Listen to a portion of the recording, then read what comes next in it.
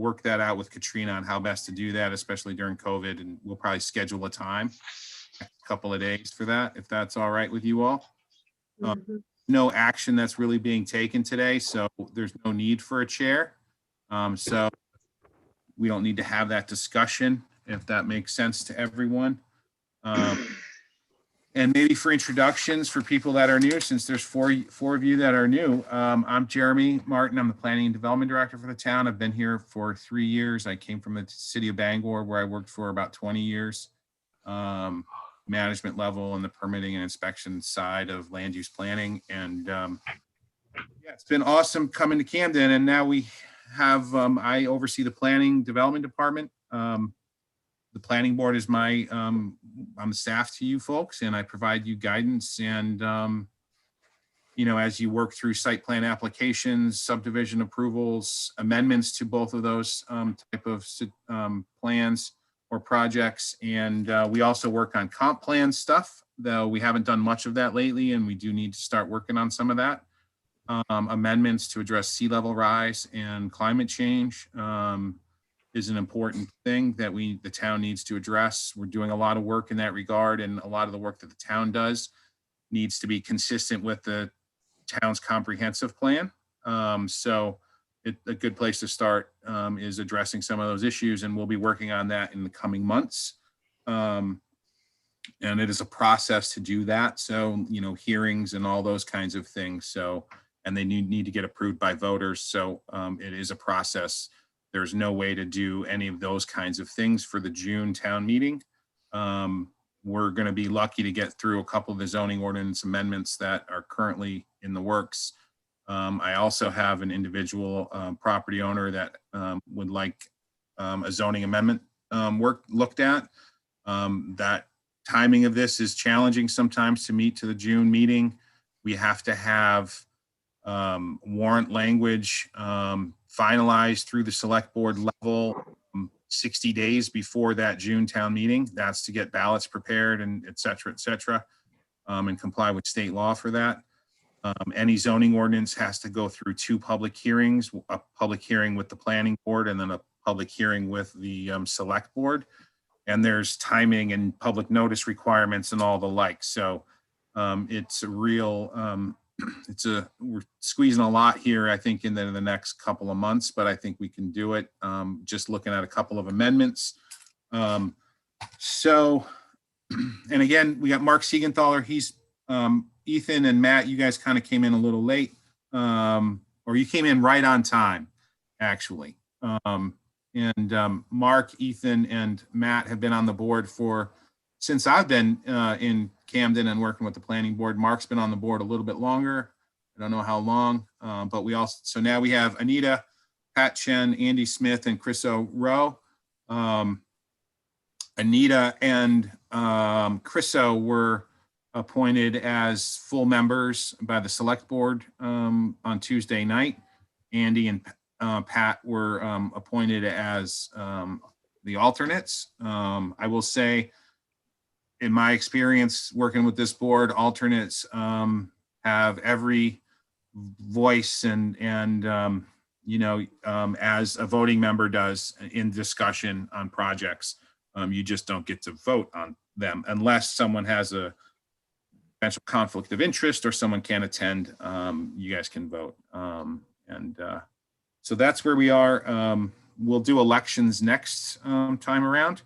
There are, just so you know, there are no site plan applications in the works that I'm aware of right now. So I think right now we can focus on doing what is another significant part of planning board work. And that is working on, again, comprehensive plan type of issues and zoning amendments or map amendments. And since we're talking zoning amendments do need to be consistent with the comp plan. There's a regulatory framework that's laid out in state law and how these things work and how the process to amend your zoning ordinance has to play out. And in our comp plan, there's a lot of emphasis on, housing affordability, availability issues, workforce issues in town. And that's an economic development issue. It's a community development issue, tax base issue. It's everything. And it's important. And I think everyone realizes in the mid coast, I mean, really from Bar Harbor to Kittery, housing is an issue, affordable wise and availability wise. Prior to COVID, building construction costs were up about, as I understand, $300 a square foot. If you can imagine building 1,000 square foot home and it costs you $300,000, it is very challenging. And then throw in the increase of labor now and materials. I got to believe that price is up at 400, would be my guess. I mean, it's crazy. So we need to address housing issues in town. And last year we did we amended the ordinance to include accessory apartments. We expanded where those were allowed. We changed the criteria of those, which I think has been good. We've seen, I will say we've done that. We've seen, I don't know the numbers, maybe half dozen to a dozen new accessory apartments coming into town. And I can't tell you for certain if those, I just didn't look at it from that perspective, whether or not what we did, made more of those come. I just don't know. I didn't look at it from that perspective. But so people are adding accessory apartments. These are not short-term rentals. I will say people in town are concerned about short-term rentals. The town is looking at options to address short-term rentals, just so you know. So because again, it's about workforce housing and availability and affordability in town. And so that's that.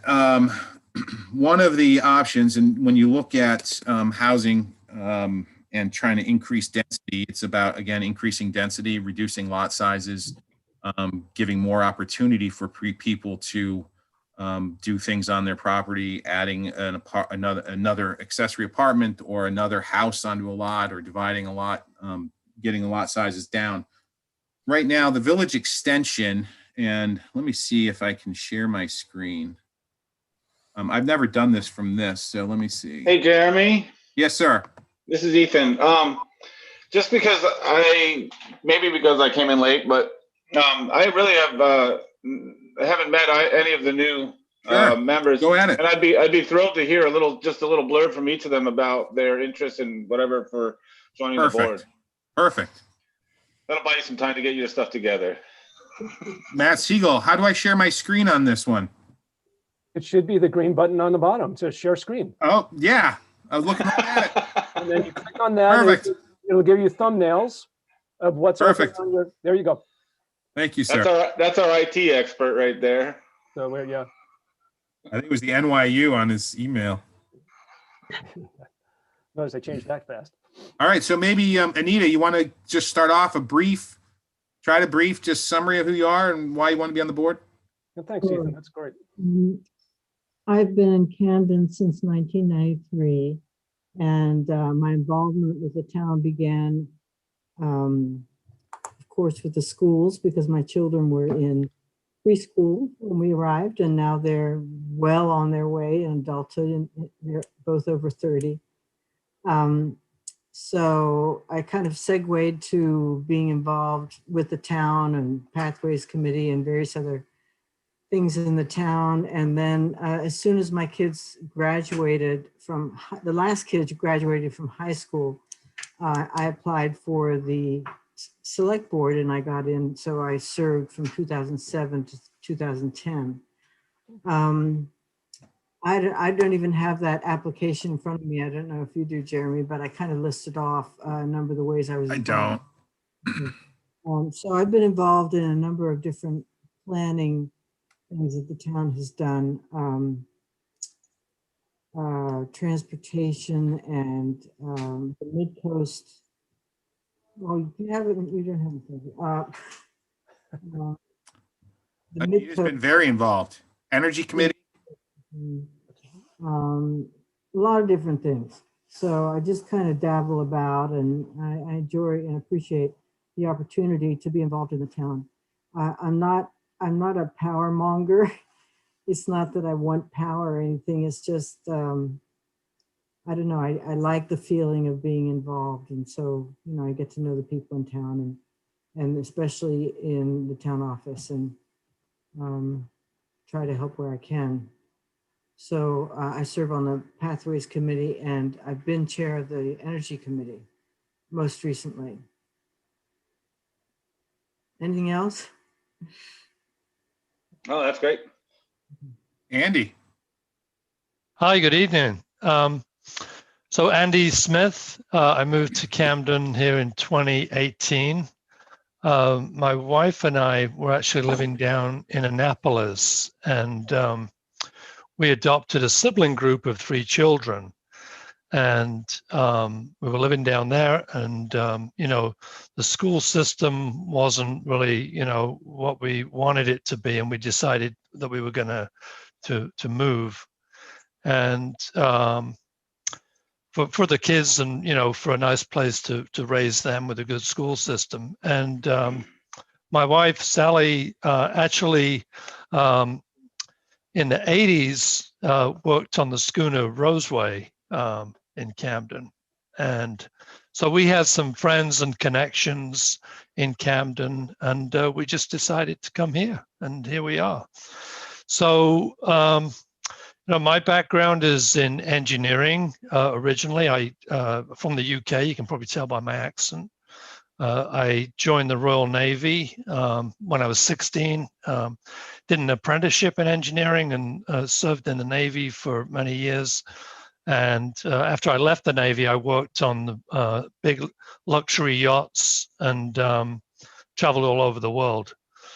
And then in the late 90s, hung up my sea boots and went back to school. Actually went to Northeastern, did my undergrad and MBA at Babson, and I've been, in business for the last 20 years, mostly selling marine propulsion equipment to the Navy and Coast Guard. I've been at Lyman Morse the last couple of years running their technologies division. So I wanted to get involved because, I wanted to make a contribution to the town. I've got a kid in each school system right now, elementary through high school. And, I thought it was a good opportunity to make a contribution to the town and just get to know people. So that's my story. welcome. Thank you. Thank you. And engineering, Jeremy, thank you for, there was quite a void when Jeff stepped down in terms of anyone with engineering background. So, Yeah, he's probably like a marine engineer or you know what, Yeah. we'll take, as long as the word engineer appears anywhere on our board, it's tremendously helpful, Andy. So, Yeah. well, I call myself a recovering engineer. So. There you you know go. what, and that's perfect for this crowd. So thank you very much. Hey, we have an architect on staff down at the town office. Yeah, you stole her from us. Thanks there. Yeah, sorry. Nice. And maybe Pat. I'm Pat Chen, and we've been in Camden, maybe since 2010 or so. My sister has lived here for some time, so we moved up to be closer to her and my family when my parents were alive. I'm from Maine originally, but I was in the Boston area for over 25 years. I've been in information technology for probably close to that long too. I've been at Maine Health, or I'm still working with Maine Health in their information technology department. I'm a business intelligence developer, and I was on the planning board in Wells for a couple of years when we were down there, and I like the subject matter a lot. I've always found it interesting, so I've gone to a part-time status working. Maybe we'll leave sometime this year fully. So I've got extra time, and then that allows me to pursue more of my interests, basically. So the planning board I saw is one of those areas. And also, I think like Andy, just being able to connect with the town more, when you're working, especially in IT, you work a lot of overtime and your life is so work centric that even though I've been here for a while, I haven't been able to branch out locally as much as I would like to. So I guess I see being involved in a town committee is one of the ways to do that. And also just to gain more information and work, so to speak, in another area. I, feel a need to do that, to expand my knowledge base outside of the technology world. And I think that's it for right now. Perfect. Thanks, Pat. Welcome. Chriso. Hi guys, Chris O'Rowe. I was technically born in Rockport, had the big transition when I was about 6 years old of moving from Rockport to Camden, and have mostly lived here ever since. I had about 9 years sort of officially living in Cumberland County, at which point I was on the zoning and the planning board in the town of New Gloucester, which actually has two separate, a zoning board and a planning board, separate entities. So I've always been interested in planning and design. Most recently back in here, I've been back in Camden's for 7 years, something like that, full time. And have been on the zoning board of appeals for the last 2.5 years, I think. So it seemed a natural progression to do some of this work too. I think, it's an exciting thing for our town to look forward. Great. I don't know, Mark, Thanks, Chris. So welcome. you guys want to say a little something really quick? You're asking me? Yeah, just really quick, maybe if you wanted to say something. Sure. See, I've been a resident here about 35 years and been on the zoning board in the past, and been on the planning board for I don't know how many years. I want to guess 6. How long have you been here, Jeremy? For the town of Camden? Yes, Just 3 years. 3 years. So Yeah, it feels so much longer than that. I'd say I've been on the board 6 years. Mhm. I'm on the harbor committee also. I've had several different businesses in town, and that's about it. What businesses, Mark? Oh, I used to have a marine store down on the wharf. I had ice cream shop. I had Miss Plums in Rockport.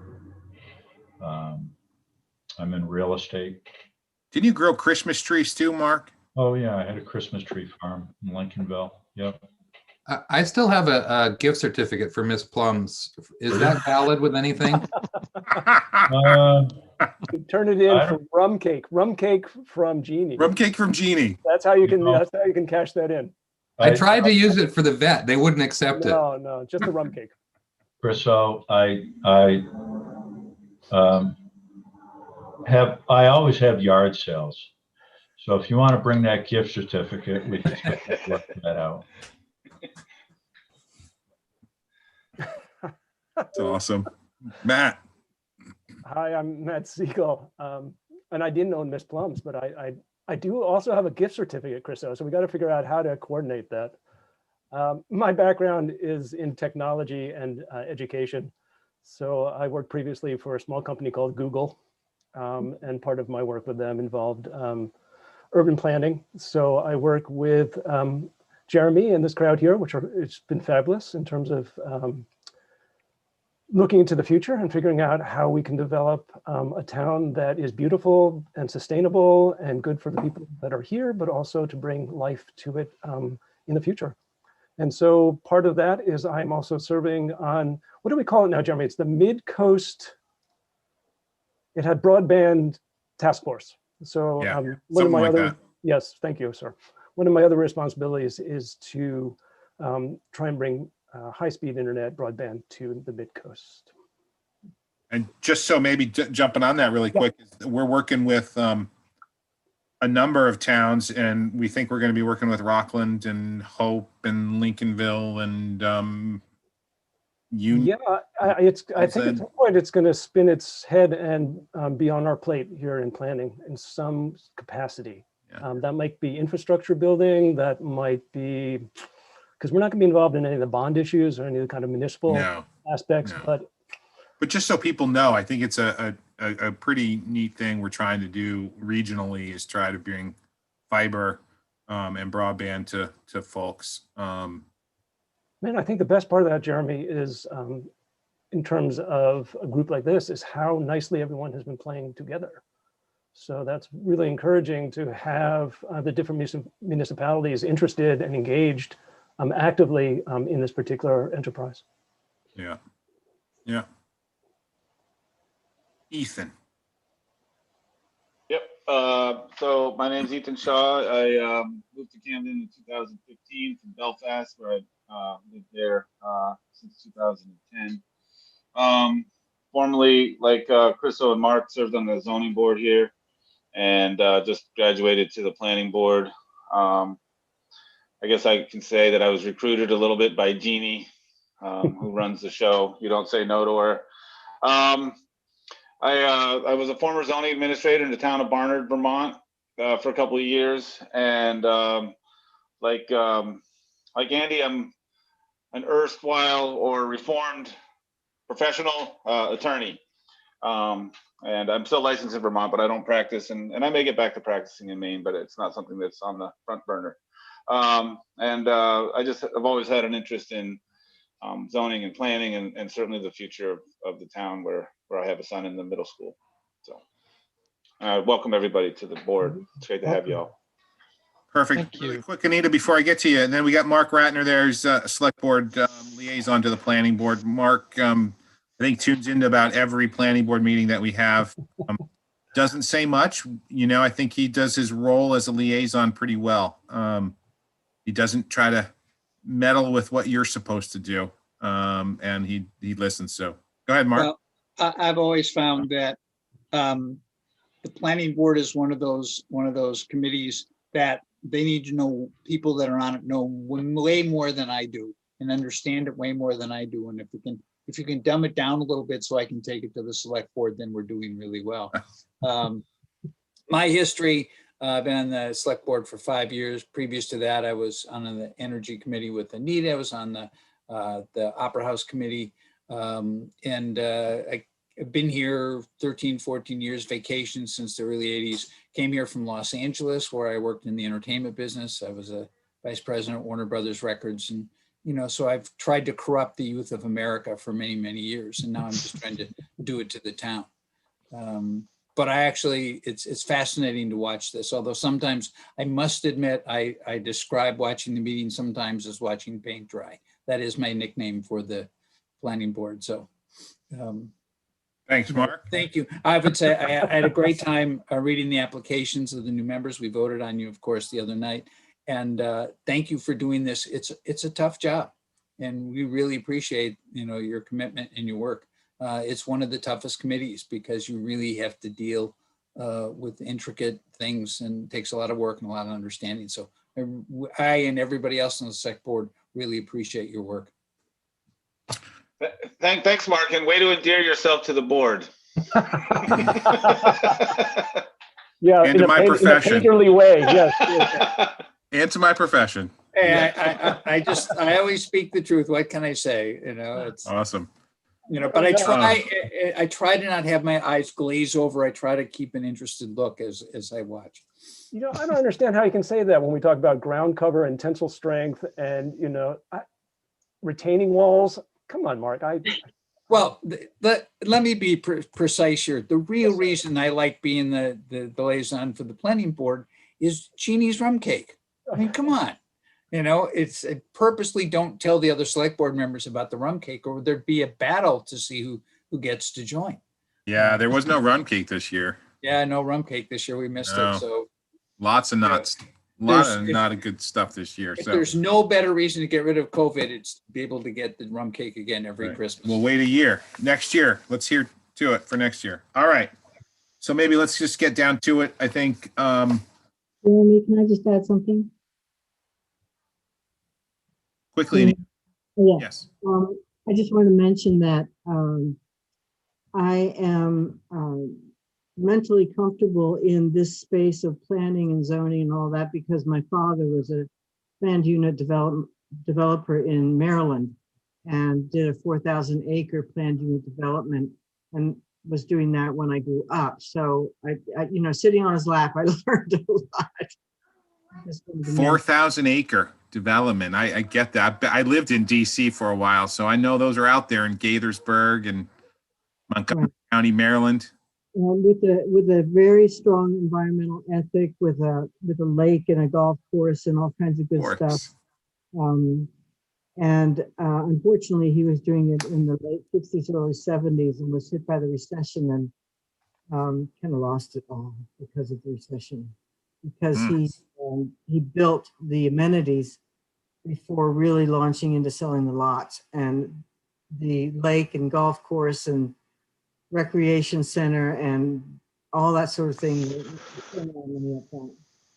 Yeah. So I wanted to mention that just because I'm sort of comfortable in this space of planning and not terribly intimidated, but I am sort of. All right. Thank you, Nita. Maybe can I just kind of run this show a little bit until we get a chair next time around? Does that sound all right with everyone? You're it. All right, perfect. So as I said earlier, the comp plan speaks a lot to, and as to the select board goals and priorities, the need for affordable housing and to address housing issues in town. When you look at our lot size requirements, we have a number of different zones, and I'll share my screen right quickly if I can do that. All right, here we go. Hey, Jeremy, is comp plan an abbreviation for something? Comprehensive. Comprehensive plan. Okay. Yes. Thank you. What's happening? I'm here. What I was trying to do Yeah. was, and I don't think I can connect it to the network. I was trying to and I had it up on my Adobe, the zoning map. Yep. It should be, again, if you go to screen share, is it open up on your desktop right now? It was, but now I don't see it here. No, just open it. As long as it's on your desktop, you'll be able to share it on Zoom. I know. I see my desktop, but I don't see it there. Let's open it up again. Let's see what happens. I, Don't laugh at him, Ethan. We're supposed to be looking like a professional. Oh, I'm actually laughing at you, Yeah, no, man. it's good. You got it. You got it. There you go. It's No. laughing with. it's not what I want. That's right. It's not what I want. And Andy, the comprehensive plan, if you're not fully aware, is just the sort of the guidance document that's generally updated every 10 years. Yep.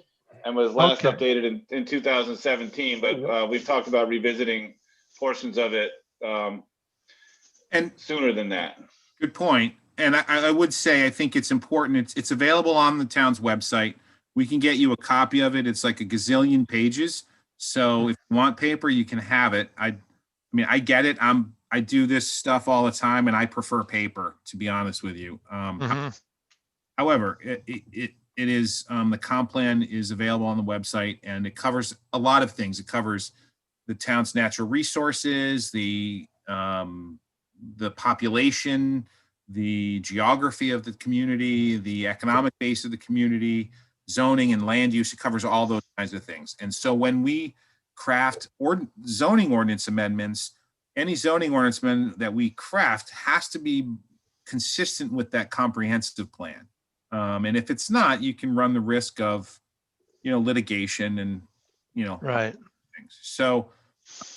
So the town's broken up into a bunch of different zones, and within each zone allows, and maybe this is just a quick planning and zoning piece for those that are new to this. Within every zone, you have uses that are allowed.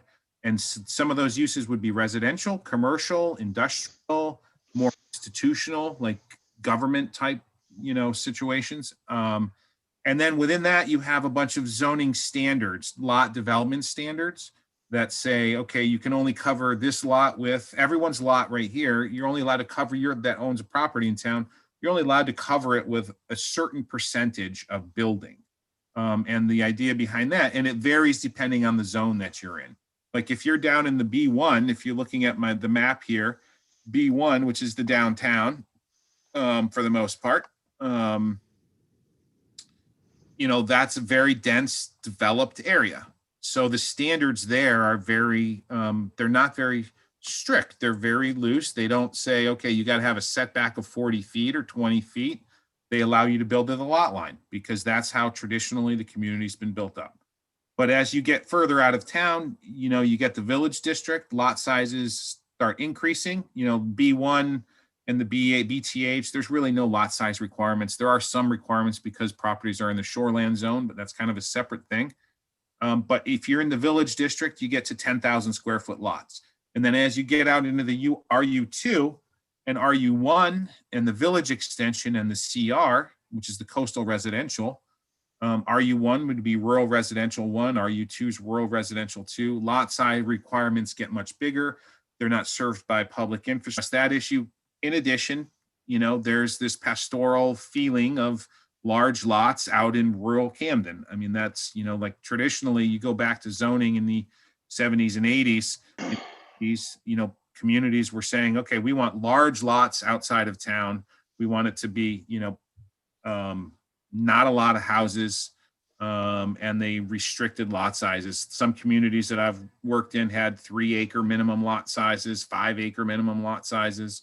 We don't have those, those extreme lot size requirements, but we do have, lot size requirements. And then in some of our sewer, we have sewered portion of town. Sewer is not everywhere. Sewer is obviously in the village. It's in the BR, the B4, the B1, and the built up town is where we have sewer. You get out into the RU1 and RU2, the village extension and the residential, a lot of those lots don't have sewers, public sewer. So they have to have on-site wastewater, septic systems, if you will. So,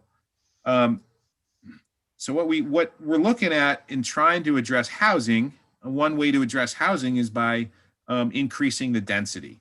This is a planning tool that if you Google, affordable housing, redevelopment, infill, any of those kinds of things, it is housing is a significant issue. And I don't know if everyone was listening early on, but we talked a little bit before the meeting came on, but housing is a significant issue that needs to be addressed. And one way to do that is through zoning ordinance amendments. Our village extension, which you see leaves town, and you've got it's kind of the same color as on my screen as the river coming out of McGuntacook Lake. That runs into the BR. That BR that everyone sees, that's going to be like, that's where Mount Batty is, and that's where Headstrom Electric is on Mount Batty Street. And then you go up to the dam where Coastal Mountain Land Trust is. Mike Mullins has a shop, that old NB&A building, which is over at the end of Mount Batty. That's all business business river district. The other pink business river district is the tannery site for perspective, so people understand where we are. But as we go out Washington Street and Mountain Street 52, that is all village extension. And some of it in town more is sewered. Most of it is not sewered with public sewer. The state minimum lot size for on-site wastewater disposal systems, septic systems, is 20,000 square feet, and that is a state minimum required. That's in the state subsurface wastewater rules, which we review. The town's code officer, plumbing inspectors, they review those septic systems. They have to issue permits. You have to have site evaluators design systems. They got to comply with state law on siting them and how they're constructed and the type of equipment that's used. The minimum lot size again is 20,000 square feet. Our village extension district on non-sewered lots requires 40,000 square feet. So that's almost an acre of lot size out in the village extension. And the minimum frontage requirement, street frontage requirement, then there's a number of ways to get street frontage, and that's something that I'm going to try to deal with in the future. Our street frontage requirement is very awkward, and it's a Camden, I will say, as much as we Camden's, the way we handle street frontage is very liberal. So people are allowed to develop their back lots quite easily under our zoning ordinance. And I think people would recognize that if you drive around town, you can see lots that are kind of tucked in behind. Oftentimes they're called flag lots. But I'd like to streamline and kind of clarify that process in the future. But so street frontage requirements in the village extension is currently on a non-sewered lot is 100 feet. And you have to have a minimum lot size of 40,000 square feet. And what I would like to do, and this addresses, again, housing, and it would, people call our office all the time about what's the minimum lot size, in the village extension, or what's the minimum lot size here, because we're trying to maybe buy a house lot, and build a house, or like to sell off a lot. And so again, it's 40,000 square feet. That's almost an acre, 100 feet of frontage. If they're on sewer, it's 75 feet of frontage and 10,000 square feet on this public sewer. What I'm proposing is to at least try to, again, this is one of the mechanisms and means that communities have to try to spur residential development. We don't have funds to provide developers to try to develop a housing project. We really don't have any ability to do that. So one idea is to try to just give people more opportunity to do things with their property. And again, we addressed accessory apartments better in our ordinance last year. And what I'm recommending and proposing is that we look at this and just reduce that minimum lot size from 40,000 square feet to the state minimum requirement of 20,000 square feet. It still complies with all of the septic rules, the wastewater rules, all still have to be complied with, and reduce the lot size, the frontage requirement from 100 to 75 feet. Just so you know, I looked at a lot of these lots, and I can't give you a number on how many properties would benefit from this, or how many additional lots could be created. But I have Leticia at Knox County GIS working on providing me with with a map that would show us how many lots could be created in essence if we did this. And I think it's a really good thing. We're not looking at doing this in the RU1. Which is the rural 1 district, or the RU2, or the CR district. This is just trying to, if you look at the development in town, it goes up the river, from the downtown, and the lot sizes get smaller, it's more dense. And I'd like to try to increase that density to provide more housing opportunities in town. I will say, every lot would still require, and since we're along the Megunticook River for a chunk of this, the shoreland zoning standards I cannot change, and we're not going to be able to address those lots that are within the shoreland zone. And the shoreland zone are lots that are within 250 feet of the normal high water of the Megunticook River. So no matter what we do, if we change the standard for the village extension like I'm proposing, the standard still applies. The regular lot size still applies for those lots in the shoreland zone, because those are state minimum standards, and we can't go less than the state minimum standards for those lots. And that's to protect the water resources. So that's what I'm proposing. And in order to do that, we would need to amend it's Article 8. And everyone, if you don't have your zoning ordinance with you, that's fine. It's not a big deal. It would be amending Article 8, which is the district regulations. So every one of these zoning districts has a section in the district regulation section, and that's Article 8. And so in Article 8, Section 6 is the village extension zone. And within that, E would be the standards. And what I would do, and you'd go to the table, and E is the table, and those are things like ground coverage or building coverage and setbacks and those kinds of things.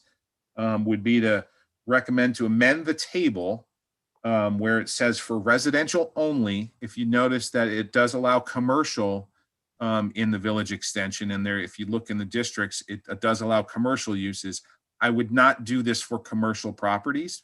So if someone wanted to develop a commercial lot in the village extension and develop that lot commercially, they'd still be required to comply with the current zoning requirement. I would not propose to amend that because it is important to buffer and try to mitigate issues between commercial properties and residential properties. And there's no, I don't, there's no reason to lower the commercial property or non-residential use standards. So I'd recommend that we, for non-sewer residential lots, go from 40,000 square feet to 20,000 square feet.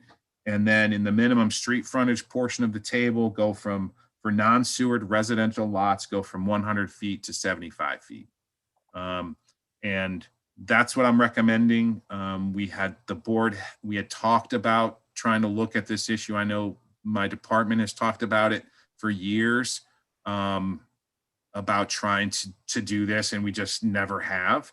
I mean, right now we are in a housing crisis. I mean, my wife and I, honestly, we're in Belfast and we're looking for property from Belfast to, and we own our house in Belfast, but we're looking at property from Belfast to Camden and Hope. And there's not a lot of property available. And people, you know, we have to provide some opportunity. Camden's a dynamic community. We need some housing. We need workers here.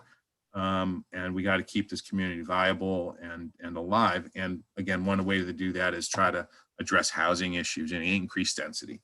So that's what I'm proposing. Again, Leticia from the county is working on a map, and I'm going to get that to you as soon as possible. She thought she could have it to me within the week. It'll probably be midweek next week would be my guess. And that would just highlight which lots could benefit from this.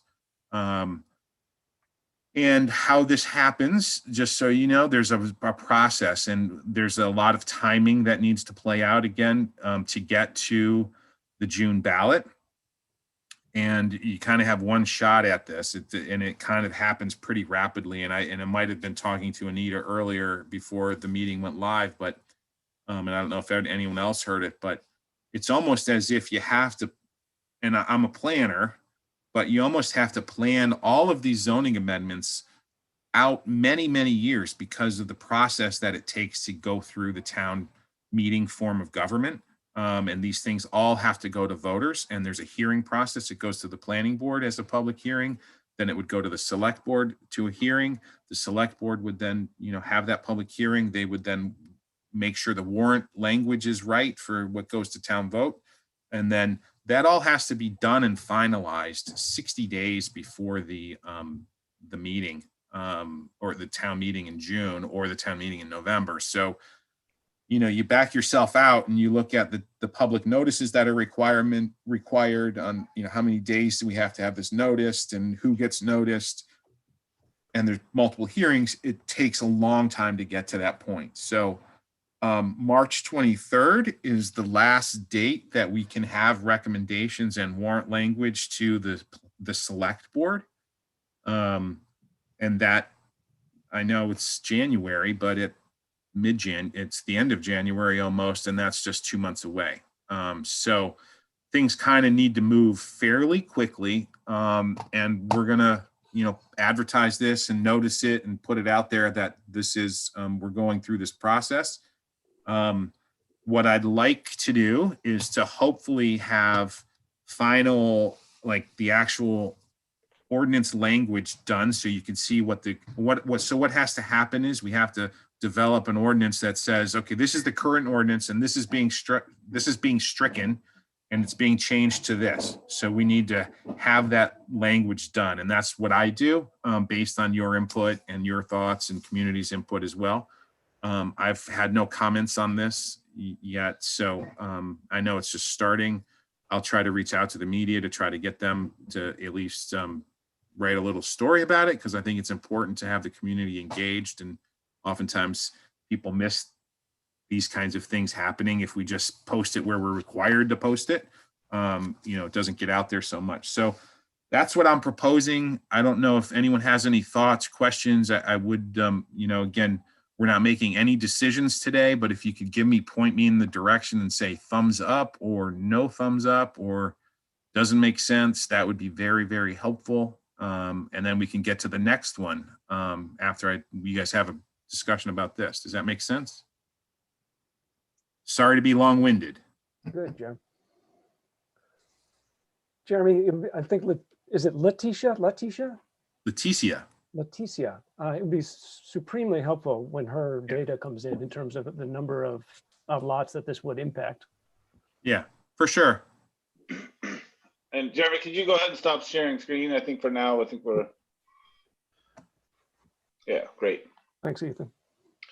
So Jeremy, Yes. do you have any information on what's Seward and what isn't Seward?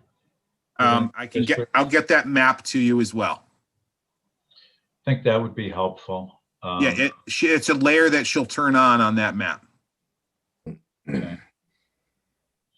Do you think you have a guesstimate of the percentage?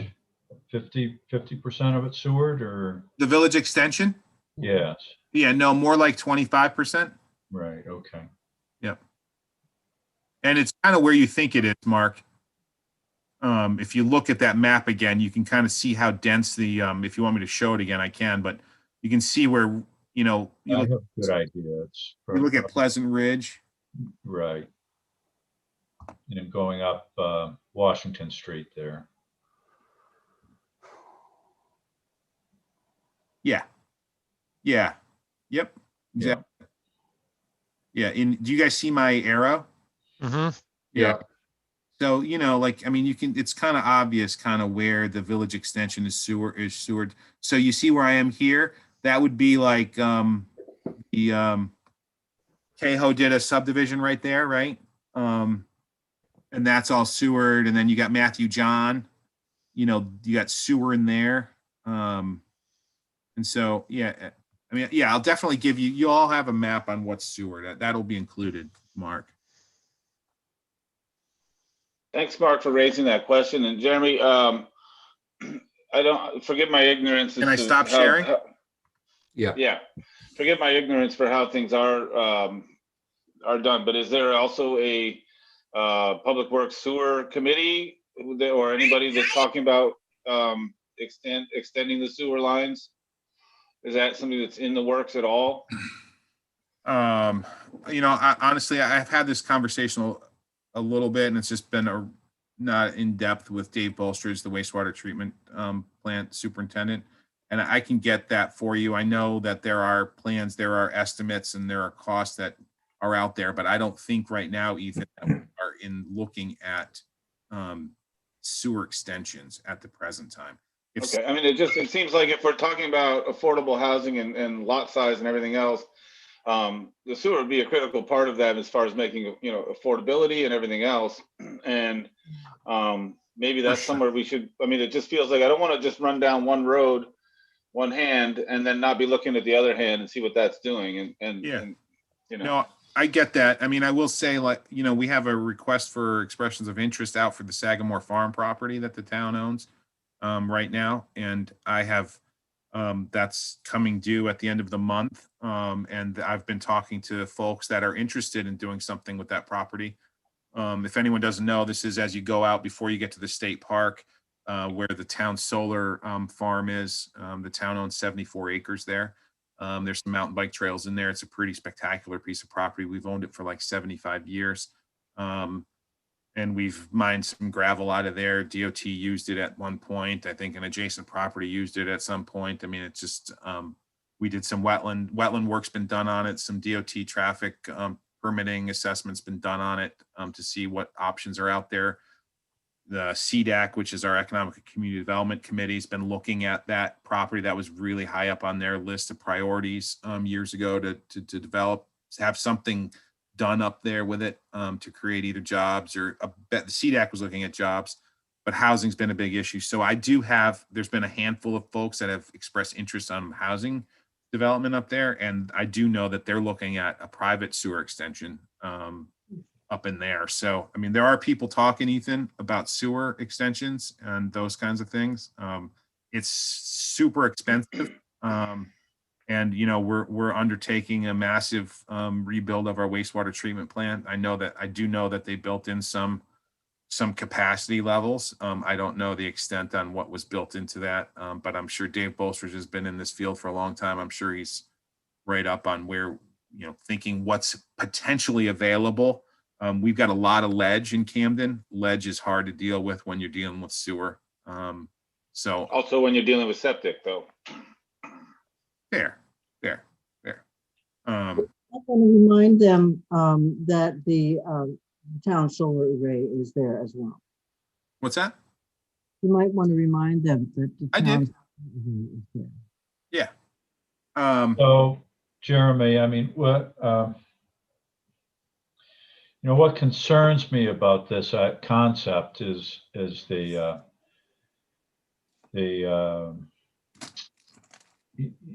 know, what we're trying to do is create affordable housing for the workforce.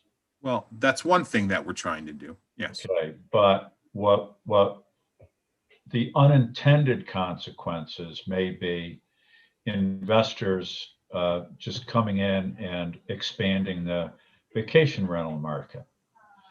And, you know, I think we have to be careful about how that all plays out.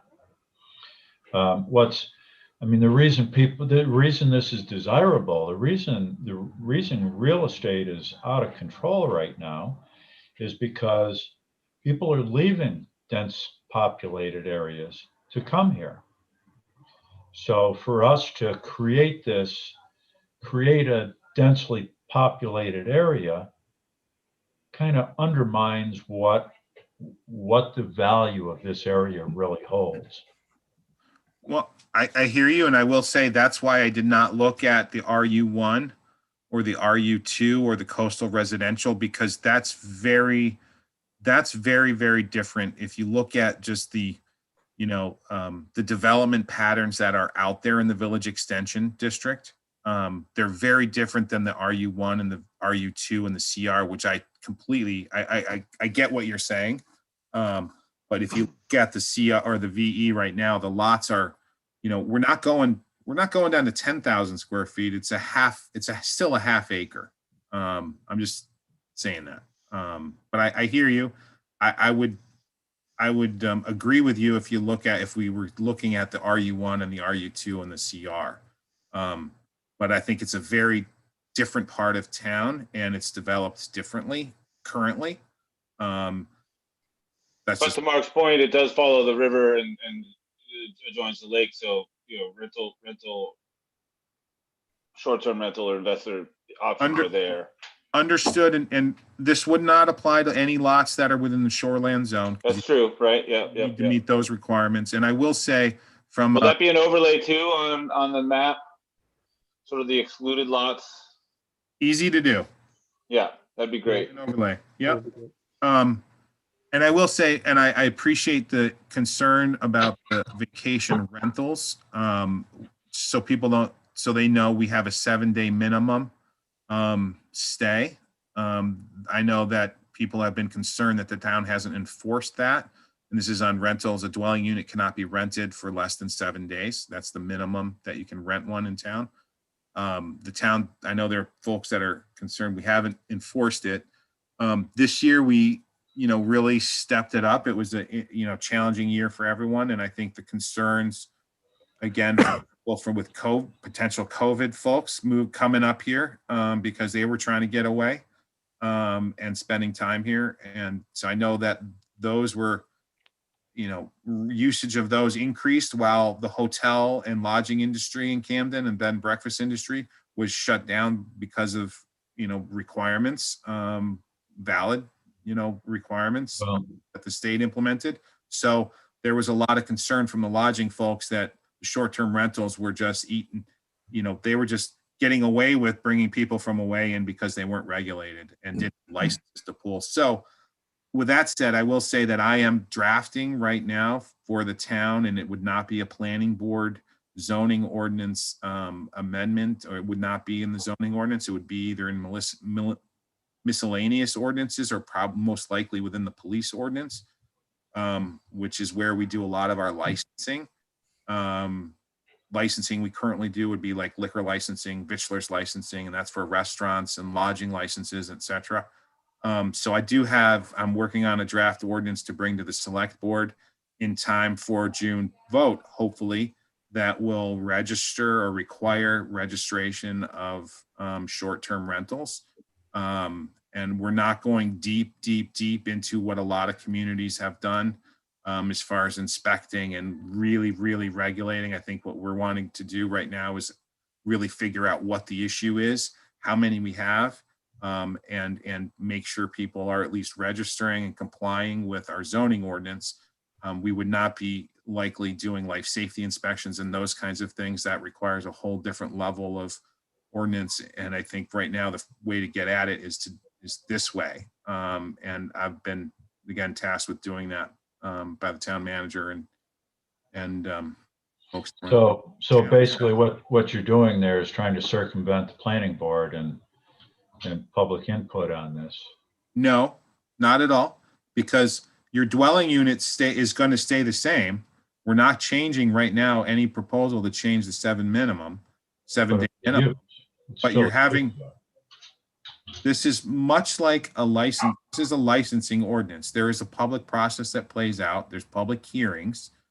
There's notice requirements.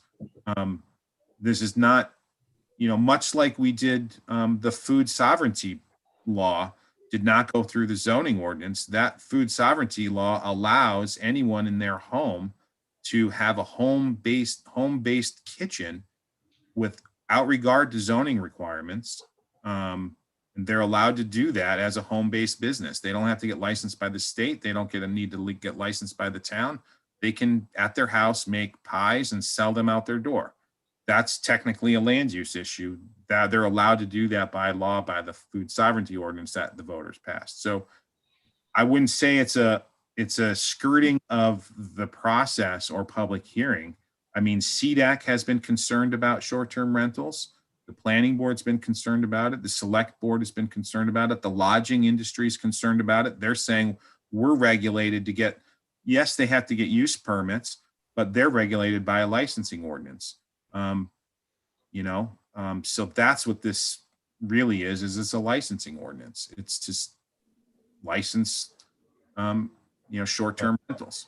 Well, and I understand that. And, I have vacation rentals, and it doesn't necessarily mean I like them. All right. But it's just at times it becomes a necessity. And I think there are two different types of vacation rentals.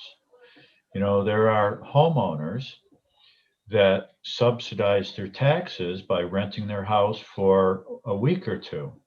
And then there are investors that buy up property and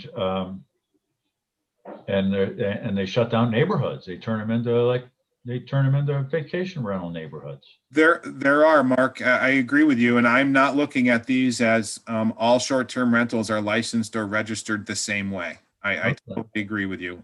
There are people that I know that leave for the summer or go camping for the summer with their family because they're able to rent their house, yes, short term, but still complying with the 7 days, and they rent their house all summer so they can pay their taxes and they can do that, but they live there. That's their home. That's where their kids are for school, Go ahead. Right. And I want to let Anita get in because she's been raising her hand, and then I will jump in after. Thank you, Ethan. When and if you change the rules regarding lot size and frontage, I assume I would be correct to say that change would only take place on the lots where the owner is requesting the change. No. Or all of a sudden, are you replatting or what it's important to know what the process would be because the property owners are going to want to know that. Well, yeah, just like anything. And so this is different than adding uses to a zoning ordinance or uses to a zone. This is just changing the minimum lot size requirements. So no property owner has to do at all. It just would apply to, if you're sitting there with 4 acres or an acre and a half today, your lot doesn't change. It doesn't change on the plot. It's just in the zoning ordinance, it says that the minimum lot size for your lot is now 20,000 instead of 40,000. And if you had an acre and a half and your setbacks still are required, right? If someone draws a new line in a certain location to say they want to sell off if we do this, a 20,000 square foot lot, they still have to meet the setback requirements for their existing house. That line has to comply with, all of the current requirements. So again, no property owner would need to do anything. It would just be that that is the new minimum lot size. And Right. So a property owner who wishes to do this, let's say they want to move out of town and they want to get the most they can to the lot or whatever, then they can proceed and change the configuration of the lot to fit this zone. And but other than that, the owners don't have any requirement to change the No. lot size, right? Yeah, No, in the end, it's a benefit to the owners only because they have more options with what they can do, but nothing is imposed on them. right, That's the way I look at it from that perspective. right. Jeremy, can I just jump back to Mark's question? And I think I am sensitive to his input. I feel pretty strongly that the short-term rentals, I know that it's something that's going to run through the select board in some way and through the town in some way. And I understand the urge to regulate or license in some way. But I do think that the long-term fit short-term rentals in town and the way that that's perceived and developed and grown in town is really in the purview of the planning board. And I would like to see whether there's something that runs parallel to the initiative that you're proposing with licensure or whatever. It's a sticky issue, but I do really feel very strongly that short-term rentals is the purview of the planning board more than any other board in town. And to Mark's point of circumventing the board with a licensor type thing, I am sensitive to his concerns on that. Point taken. I hear you.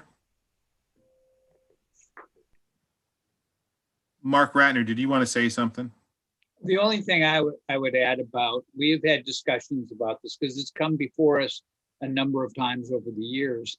And the one thing I think that the current board is pretty much in agreement is there's a definite difference between people that own their houses and regulating that and people that are renting unlived in houses.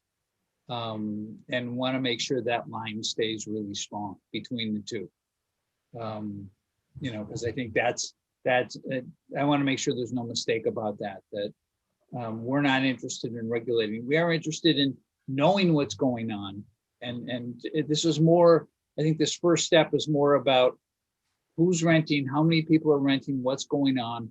Because the only way we've been able to tell up to now is by having our different town employees monitor, the rental sites to know who's actually renting things. And it's not an effective thing. So we just want to know what's going on because there are rules in terms of if you're renting, there's certain payments and stuff involved. And, I think people are skirting the rules, but I'm very, very, cautious about, and even taking off perhaps the 7-day rental rule, keeping it for people that are renting unlived in houses, but taking that off for people that are renting their own houses, that live in the house, that are residential. So that's where I stand. I think that's where most of the board stands at this point. I will say, and I this is something that I've been thinking about because, just so I don't spend a lot of time diving into all of, VRBO and Airbnb and HomeAway. But I will tell you that the lodging industry does. And I get it all the time from the lodging industry in town. I get email after email all spring and summer about how many of these, and you should see the number that are renting their places for a night, 2 nights, 3 nights. And it's a lot. And that's, again, that's impacting, trying to be thriving businesses in town. It's a negative impact, and they see it as a licensing issue. And I see it both ways. And I will say that the Lodging Alliance in town did draft. They hired an attorney, a big law firm out of Portland, to look at what our current ordinance is, look at ways we could, tweak our ordinance. They've developed an ordinance on regulating them. It's a pretty high bar, what they were asking for. And I think it's a big, select board talked about this year and a half ago. And Even longer than that. yeah, and I mean, it created both sides of this issue were talked about. And so it's definitely something that's, trying to address. And I will say I get it. The one issue I think where I was going to go was the people that live there that rent them. So people on Airbnb, as you know, people rent rooms, right? In our dwelling ordinance, our short-term rental ordinance, well, I don't call it short-term rental ordinance because it's really in a definition about what a dwelling unit is. It says a dwelling unit can't be for less than 7 days. And a dwelling unit is a dwelling unit. A dwelling unit's defined. A dwelling unit is not a room or a suite of rooms. So there's this other thing going on in town that everyone knows, that people rent rooms or they rent an area of their house on Airbnb. It's easy to do. So that's something we're not regulating right now, and we wouldn't, because it's not a dwelling unit. I Right. go down that road.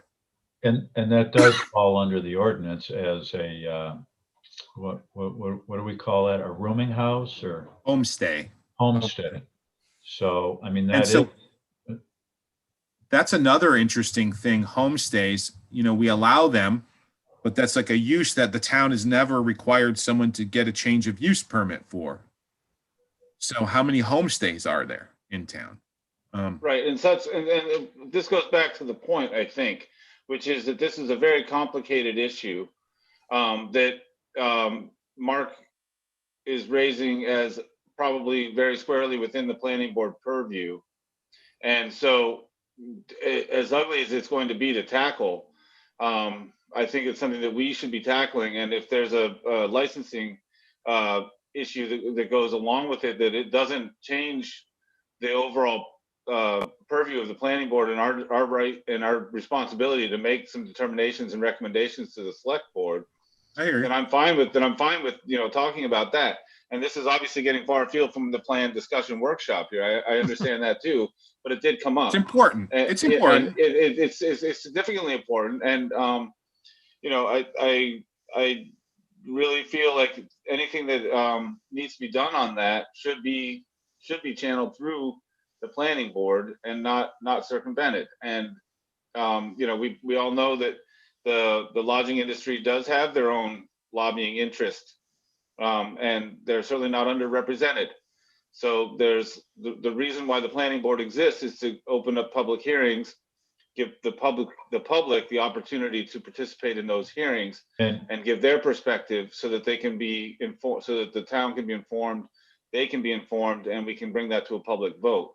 Understood, Ethan. And I will say that there are always there's more than one ways to skin a cat, and I'm not going to be the decider on which way that's going to go. I certainly will chat with the town manager and the select board about this type of issue, because it can be exactly what you're saying, but it can also be down the licensing road. And I think there could probably be, and there probably should be, just my professional opinion, kind of a path that takes both of what we're talking about to a point. And because right now, there's no way to understand and know how many are here and how many are complying with our requirements. And I will say that what a licensing ordinance or registration ordinance would do is it would give you the data, because there are firms out there that I have been communicating with for many years that can analyze all the platforms out there and can provide us with the 300 some odd short-term rentals that are advertised on Airbnb and VRBO. They can determine which ones are unique. They can determine the exact locations, as much as people that rent them think no one knows where they are. They figure it out. And so in Camden, we could, in theory, go down the road of licensing them, and there's a way that we can guarantee 92 to 94% compliance rate with licensing through what I'm going to propose, so that we could, in theory, know exactly, for the most part, 100% of all the short-term rentals that are happening in Camden, and then we can figure out exactly what they all are, and then address these zoning issues. I'm just throwing that out there as paths that kind of can lead to the same thing, because it is a huge issue. I mean, from so many perspectives, I think everyone's touched on them all. And I think one thing is Camden is unique in that, there are communities like Camden that have had rentals for generations, and people have been coming here short term for generations, sometimes for weeks, sometimes less, but sometimes for the summer. So you've had neighborhoods and parts of town that have thrived all spring, summer, and late spring, summer, and fall, and then in the winter they go dark. And so when we talk about dark neighborhoods, it's a very legitimate thing, and I think everyone knows where those neighborhoods are in town. So I think there's many ways to look at it: historical perspective and what's happening now, and protecting neighborhood values and protecting, trying to enable people to stay in Camden, because taxes are what they are, and it's hard to afford houses in town. This gives them an opportunity to again pay their taxes and make a little more income. I mean, these are all very valid arguments, and you're right. I mean, it's a community issue, but I think we need to know how many really are out there and how many are currently complying with what our ordinances say. So what I was just going to say, I think we can go around on this for a long time tonight. I'll just say that this is something I've been looking at and been asked about since I've been on the select board, over 5 years now. And I've looked at cities around the country, cities around the world. It's a major issue everywhere, because Airbnb changed the world. And I don't know that anybody's come up with the perfect solution yet, but it's something we need to try and look at it from every angle. But we could keep going on forever about this. I don't know what else you have planned for tonight, Jeremy. Yeah, I'd just like to point out the fact that, this issue did come up before the planning board in the past. And this is what concerns me, okay? That the Bed and Breakfast Society, who is a very strong lobby, brought it before the planning board. And it was shot down because it was all for them.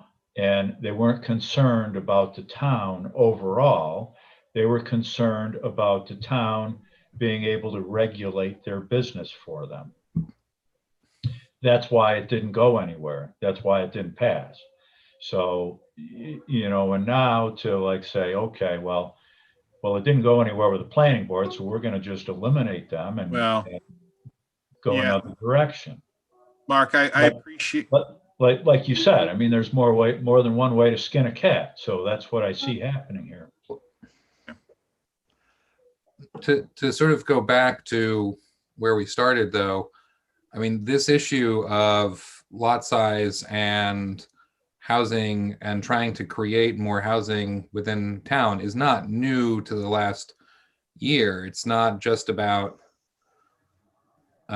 people moving again to Maine because of pandemic. It's not just about, this has been we've had a shortage of housing for a long time. And with that, and so we've seen more subdivisions being pushed out into the more rural areas. And we're seeing this throughout Mid-Coast Maine. It's also not unique I mean, Rockland, you can't find an apartment or a small house to buy or rent in Rockland. I mean, this is not new. So to go back to that question of, are there parts of town where smaller lots would be viable, I think is a pretty good discussion point. And I mean, it's a very like, where do we want more houses? Yeah, and thank you, Christo, for bringing us back to the original question. I think that's important. We really were not to get into the discussion of short-term rentals, but Jeremy did throw the bomb in, and I mean, it needs to be discussed. It's just like, yeah, I'm just saying, like, no, but I appreciate it, and I think that's the thing. The part of what my question to Jeremy was going to be on this whole thing was, we're talking about one zoning district in town, which you've identified as being a good candidate for this type of an adjustment, and I see the value in it, and I understand it, and I recognize that a lot of communities are looking at this. I had two questions. One is, are we looking at this comprehensively enough? Which maybe, again, it's really hard to know. Maybe we should be looking at short-term rentals. Maybe we should be looking at other districts. Maybe we should be, there's a lot of different things that are out there. Maybe we should be revisiting the comp plan, all these things. And then secondly, in those other communities, what are the most common objections to this type of idea? Or is it something that's just universally seen as a good idea among planning communities? Are we looking at it comprehensively enough? I guess that question, it's a very good point. I think this discussion that we evolved to demonstrated that you're right, that we need to look at it big picture. And I think your point about the comp plan, we should dive into that. And when we start looking at the amendments, amending the comp plan for sea level rise and climate change, we ought to look at some other things, like housing and lot size requirements even more. I think that's true. And it is a common accepted practice these days from a planning level. These are the areas that are near where your sewer is, for the potential for future sewer expansion. It's already the developed area of town. Generally, if you look at our CR, and you want to go back to that screen really quick, since I think we should just kind of stay on this and not get sidetracked. But if you look at the area of town that we're talking about, that's the area of town, the VE, that is like that lavender, right? And keep in mind, 250 within the shoreland zone from normal high water, this wouldn't apply to. So you're taking a bunch of area already out. A bunch of that area is already sewered too. So, we have some area up in here. We've got sewer up in here. So we'll show you the sewer map. I just don't have it available right this second. But we're not looking at RU1, and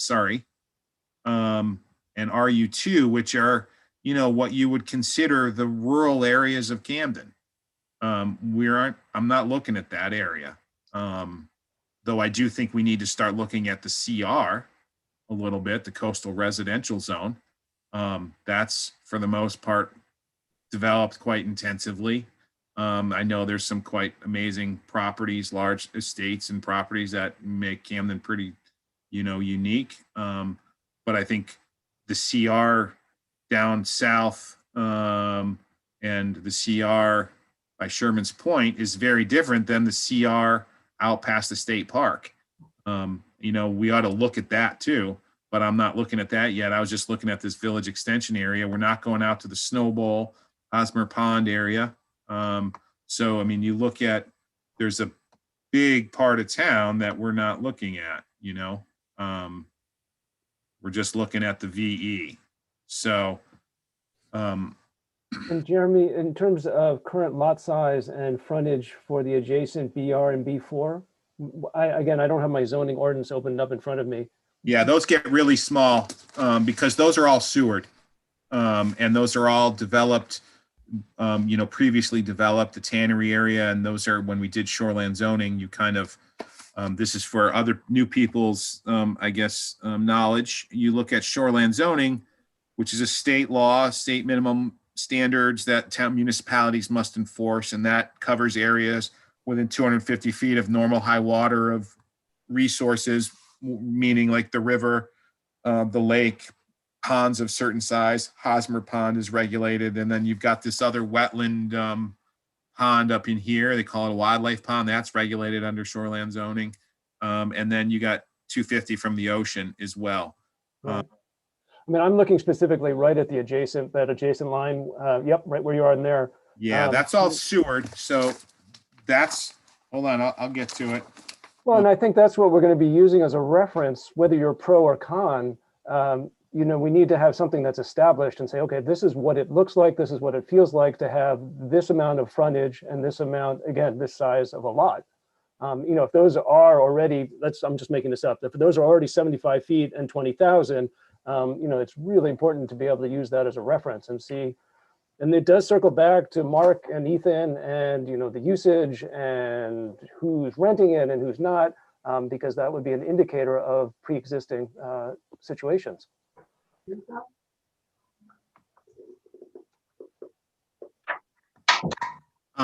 Just, yeah, right where you are, Joe. Exactly.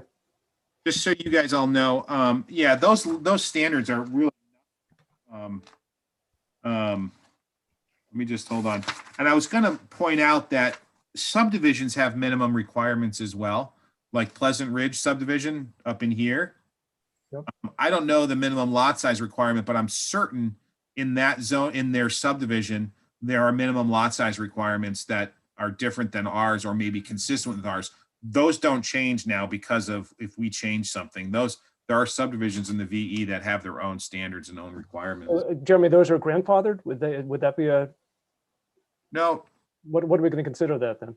Well, it's part of the subdivision it's plan. part of the subdivision rules, and those are covenants that they can't, minimum lot size is going to be, some of those are, I think, you know, they're They're subdivision. like 3 and 4 acres, some of them. Yeah, and that's not going to change. And even if we change this, they still won't be able to do it because their subdivision doesn't allow it. Those are deed restrictions on the property, part of the subdivision. BR. Yeah, hold on. I just printed a new copy and I don't have tabs in this one. Are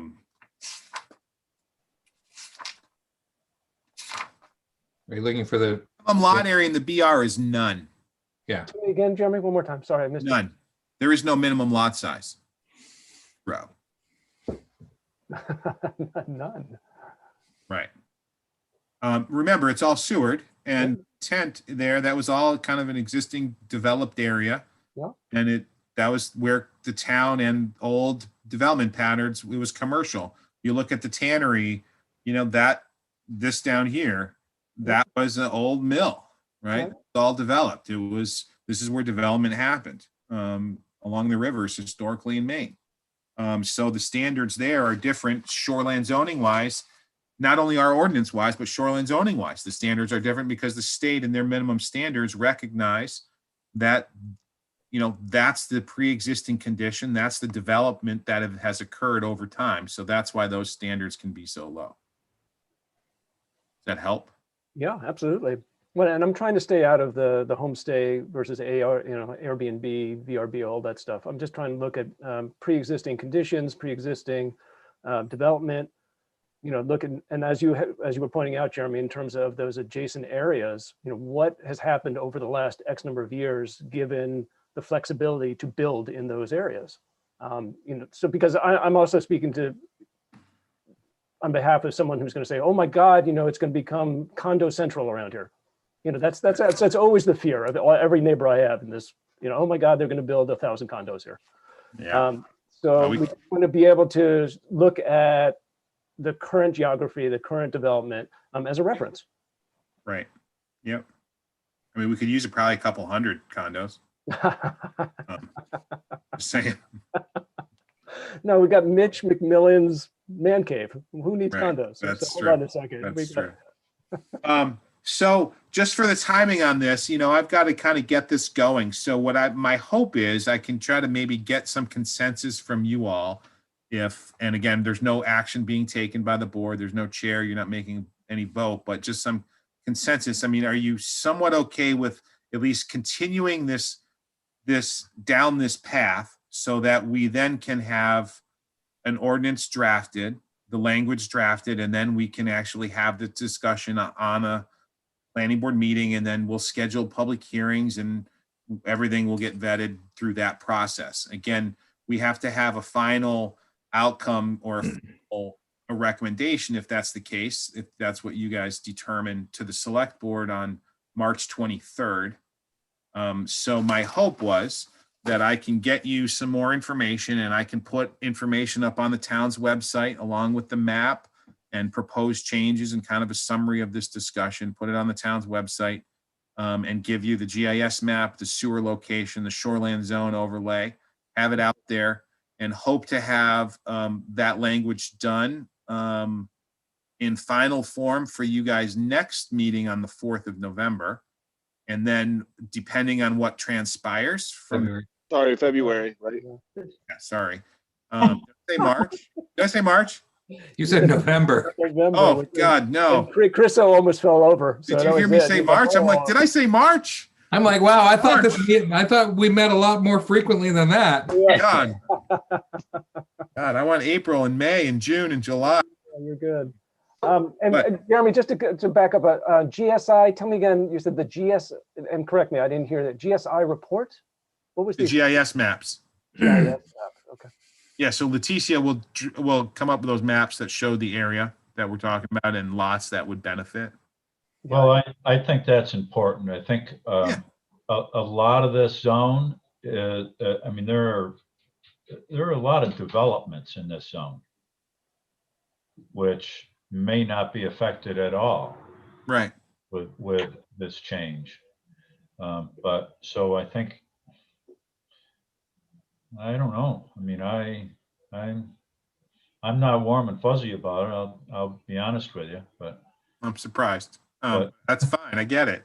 Well, and again, to piggyback off of Mark, I mean, again, the nature of the town is how quaint and wonderful it is. So I'm not warm and fuzzy, but I would love, if I see that this is a particular set of areas that have sewer, that have, again, the lot size, and it's controlled, and we see, okay, this is what we're addressing. It's not the whole VE. We're not changing, it's not Well, gonna affect. No, hold on. It would be we the are- whole, sorry, we are talking about the whole VE, but in Correct. terms of what lots this would impact, it would not necessarily be the whole VE. Sure. Just being, yeah, I know. I mean, I'm kind of skating on thin ice on that one. So just humor me for a moment on that Yeah. one. And Yeah. again, let me backtrack. To make it clear, we are talking about the whole VE, being that we have 4 new members here. So I Right. just want to not misspeak. Yeah. Thank you. Yeah. Thank you all. And I would encourage you to just,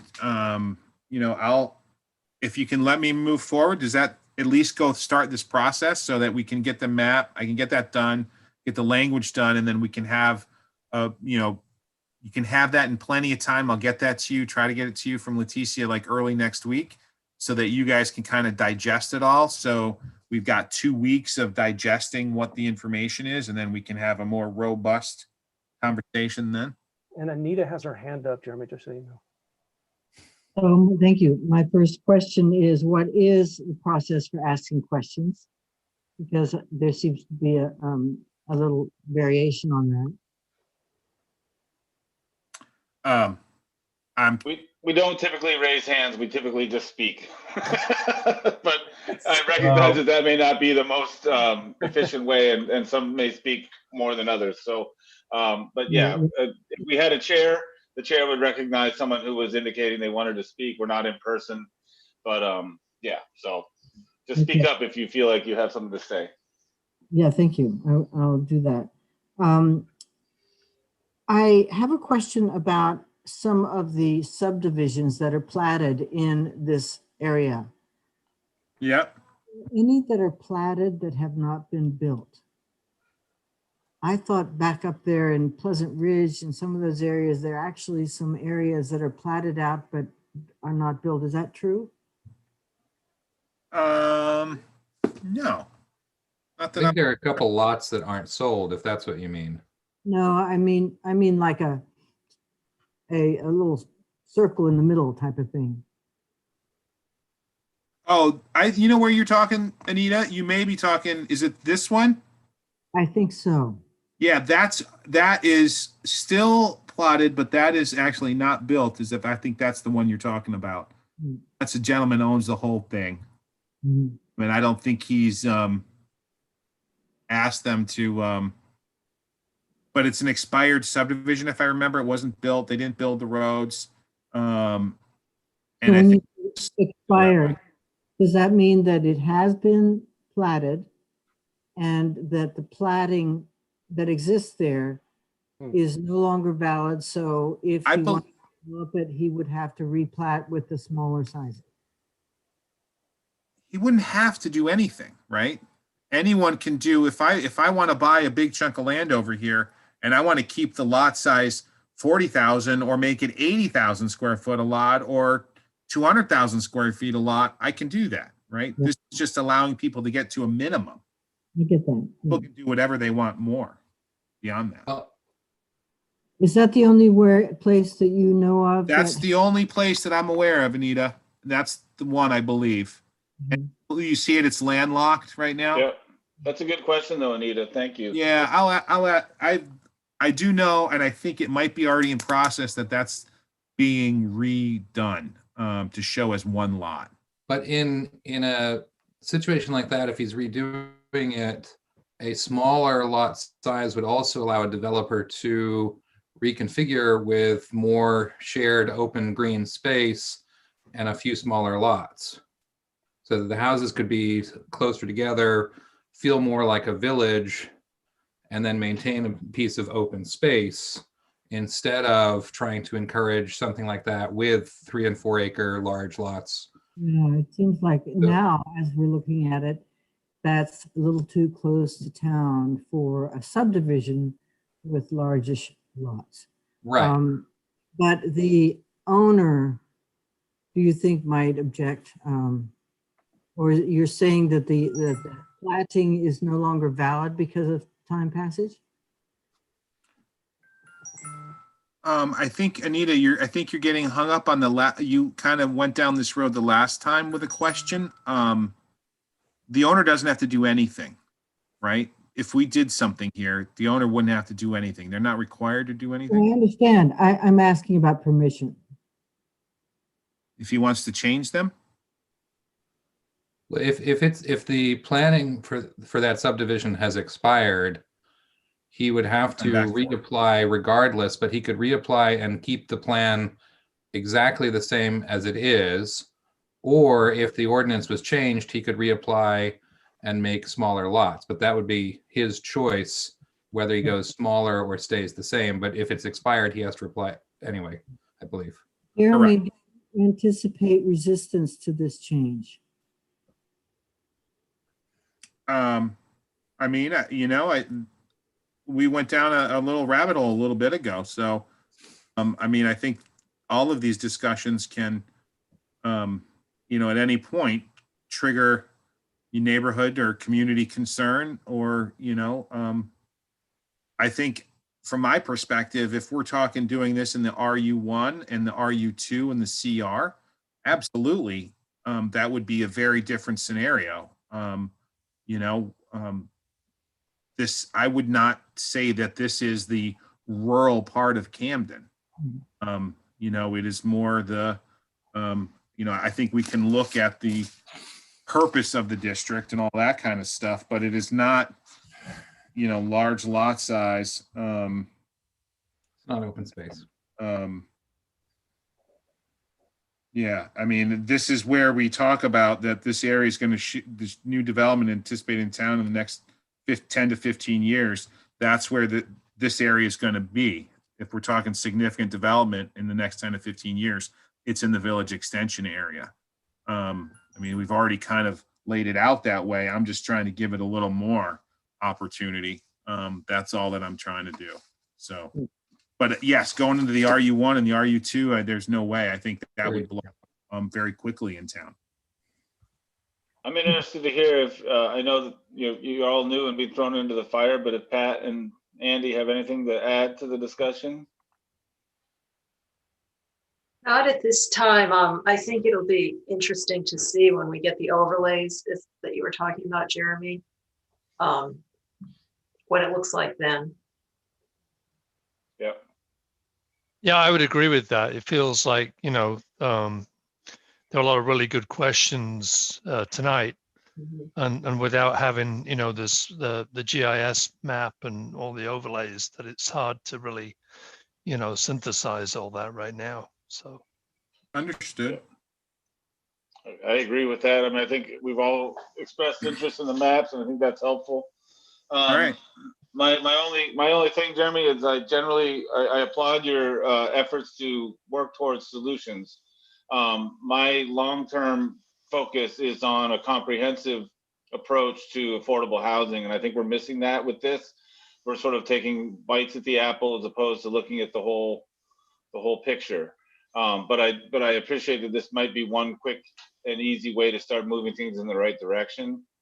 But I think that we really need to, as a town, be focused on all of the properties that are available. When you start talking about Sagamore Farm, or the tannery property, or even what just came up as a slight joke, the man cave on Colcord Avenue. All these different spots that are opportunities for denser housing right in the village or just outside, should be considered in concert, as opposed to sort of spot zoning. As I don't think this is totally an ad hoc thing. I'm not making that accusation, but it is piecemeal, and that's the concern that I have from a planning perspective. Recognizing that things change so fast, and the comprehensive plan, the idea that that's only updated every 10 years, is alarming to me. The fact that the 2017 town plan makes one mention of sea level rise, and that's only in the Harbor District, that just shocks me to the core, because the Paris Accord was in 2016. So it's not like that wasn't an issue, but the fact that that's where that was. No And fees or minimums on checking and savings account. We're Sorry. checking now, we're checking now, like affordable housing coming in, and this has been an issue for the last 20, 40 years easily in this town, and I haven't been here this whole time, but I know that that's been an issue. And even vacation rentals have been a long-standing issue, and yes, of course, it's great if we could just wave a magic wand and fix all these issues, and we can't. But I want to make sure that we're addressing things in a comprehensive way. As a planning board, you have your job to do, and and you're making proposals that find solutions to certain problems, and that's great. And I'm generally not. I would say I'm generally in favor of this proposal. But my concern is more towards the looking at it from a comprehensive perspective, and whether we're looking at all the options. And I will be interested to see what the GIS maps show. Ethan, that's awesome. I appreciate that. And I appreciate what you're saying. I really do. The town, I will say, Audra and I have had this conversation a lot, and we've talked with, it's been little ad hoc groups here and there that I've been involved with since I've been here. We really need some sort of housing trust or housing something in the mid-coast. And I'm not sure it needs to be a Camden specific thing. I spent right before COVID, I was diving into this quite a bit, the housing issue with this group. And I spent a day out, and I think it was the week of COVID. And when it first hit, I spent a day out with the Island Housing Trust out on MDI. And they do pretty amazing things. MDI is, beyond where we are in the housing dilemma. It's really bad. I mean, there's no place for employees to live, people to live on MDI. And they're making great strides. The Island Housing Trust doing a lot of great things. So I spent a day out there with them. We need something like that in the mid-coast, and the town can't do it. It cannot be a town thing. It just can't. There's no bandwidth for it. A committee to do it can't do it. The town would certainly be a partner, much like they are out in MDI.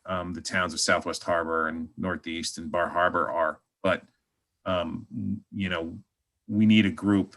There was Cahoe that lasted a little bit. I think this is much bigger thing than Cahoe tried to even be, that needs to be addressed. And the town would certainly be a part of it, Ethan. And I'm trying, and I think I was there, getting there right when COVID happened. And since then, it's just kind of fallen off the radar. But, you know, I would encourage you and to try to raise this issue in other ways as well beyond this planning board, because it's a significant issue. And again, the town will do what we can to participate and help develop and figure out these solutions regionally. Really, it's a big issue. So I appreciate it. Can I just move forward, get you all the information and just kind of draft that? And we're not going to schedule hearings. We're not going to schedule any of that. We'll just continue this discussion on the 4th. Okay. Looks like Anita.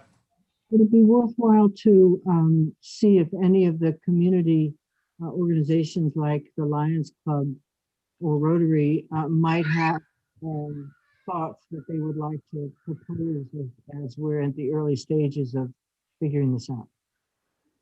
Yeah, I appreciate that. I've been working with Kiwanis and the Lions Club a fair amount. And I think Kiwanis is maybe it's Lions Club. I don't remember which one. They're doing quite a bit of work right now on kind of economic development issues, but really housing development issues. They're really trying to kind of crack this nut. They're spending a lot of time on it, which is pretty neat. And it's a kind of a regional perspective. And they've been bringing in speakers, and I participated in some of them, and that's continuing. You know, Camden's pretty fortunate. We've got some pretty amazing people that care a lot, have a fair amount of wherewithal to help support certain things. And, you know, I'm just hoping that the region can somehow kind of band together to support something like this, you know, moving forward. So that's that. So I'll move forward on that one, if that's all right. And we can continue this discussion. And I'm certain that, Ethan, I'll have these conversations and Mark with the select board and Audra on how we address some of these things. And it's certainly something that needs to be addressed comprehensively. Ethan, I don't disagree with that. I'm one person trying to do something here on this one side of it. So, but I'm certainly going to be a part of the broader conversation and plan that happens and moves forward. Sound good? All right. Sounds good. And I hope that didn't come across as chastising. I definitely feel like you're doing what you can. It didn't at all. All right. Next one. Pretty easy. Nothing's easy, right? So I'm sharing the screen again. And if you all, those that are new, and if you voted in November, which, did we do this in November? No, we did this in June of last year. I was going to say, I'm sure most of all you voted in November this year. We got June of last year at town vote. This area that I'm pointing the arrow here, this all used to be not all of the B1, but it's kind of this area up to here, which includes Knox Mill, and the parking lots that the town is leasing. And the wastewater treatment plant is right here. This would be the middle school. And so this area right here was BTR, Business River Transition, I think is what it stood for. For the most part, those uses were exactly the same. Lot sizes were for the most part exactly the same. Development standards are for the most part exactly the same as B1. And this did facilitate reduce some lot size requirements for residential in this dense area. We all know this is super densely developed. This are for the most part of downtown. So what we did was we just kind of extended the B1 up to include the area that was BTR and got rid of the BTR zoning district entirely from our zoning ordinance and our zoning map. That's what we did. Voters voted for that last June. I think it was like 78% or 84% of the vote was in favor of doing that. And if you look at this one section of village extension, This is, or village, sorry, is village zone. This is still the wastewater treatment plant. This is yellow here. Bounded, that the area that I'm just kind of circling is wastewater treatment. Planning board approved the project there, the new wastewater treatment project. You guys approved that this year, October, I think, maybe before then.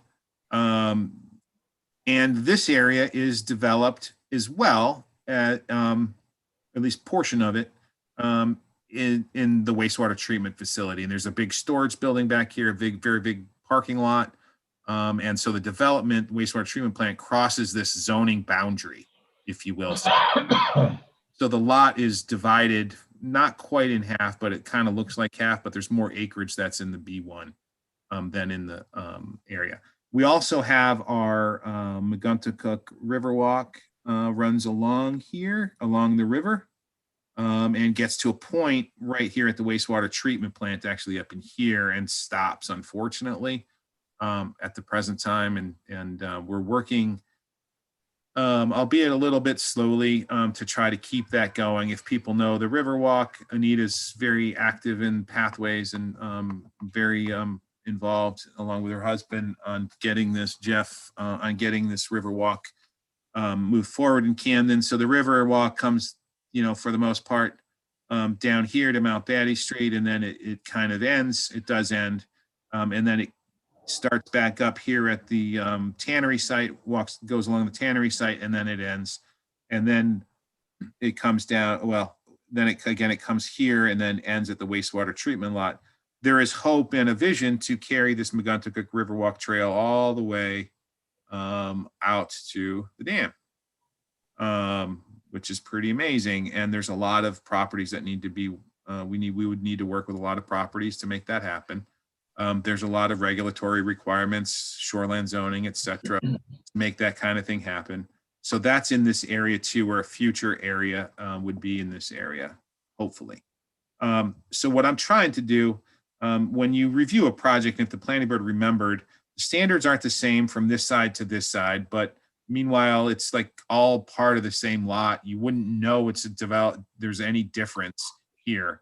But the standards are different here than they are here. And what I'm trying to do is just clean up areas like this. I don't know why way back when the town didn't, we had an existing built up wastewater treatment plant in this area that we didn't zone BTR. What the rest of the lot was, we just zoned it village. So oftentimes when you're doing zoning work, you try to clean up maps and make things, a little more streamlined and simple, and not have multiple zones covering, one lot. So this all is in with the shoreland zone. So those standards don't change. But the V1 that's my proposal, is just to make this area B1. Should have done it last time when we did this whole zoning map amendment, but just didn't get to it. That's the proposal. And again, this area has been approved for development for the wastewater treatment plant. There's infrastructure going to be down here. If you remember, that line comes right through there. So that's just a map amendment that I'm proposing to do. There's no zoning amendment other than an amendment to the map. And this is strictly to benefit the one property, the wastewater treatment plant. Yes. Doesn't make it uniform. Any other property. Yeah, I don't see any problem with that. Okay, can I stop sharing? Sure. No, Anita, you want to still see it? Hold on, Jeremy. Oh. Anita was looking when shaking her head. You okay, Anita? Yeah, so I wanted to ask, first of all, that area where the line is through the wastewater treatment plant lot, does that correlate with anything that we know about on the ground on that treatment plant? Sure. And you know what I'll do? I don't think I have access to that right now. I'll overlay. I can provide you with a copy of the site plan that the board approved that shows the development that is in this area. I can do that. I'll get that to you, Anita. Does the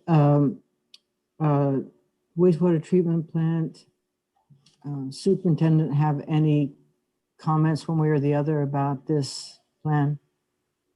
No, other than probably frustrated with the fact that their consultants, when they were designing the project, had to review two different zoning, zoning requirements and, spend probably, a fair amount of, who knows how many human hours on dealing with that issue that were probably didn't need to happen.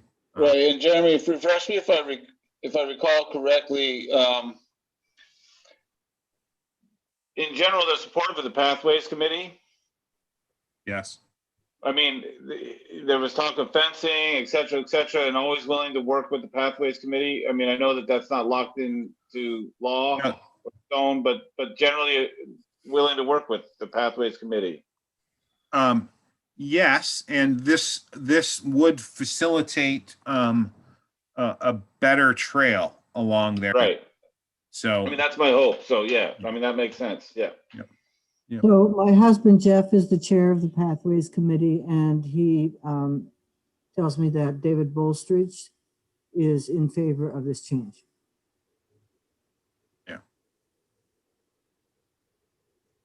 So Jeremy, how does that affect the pathway?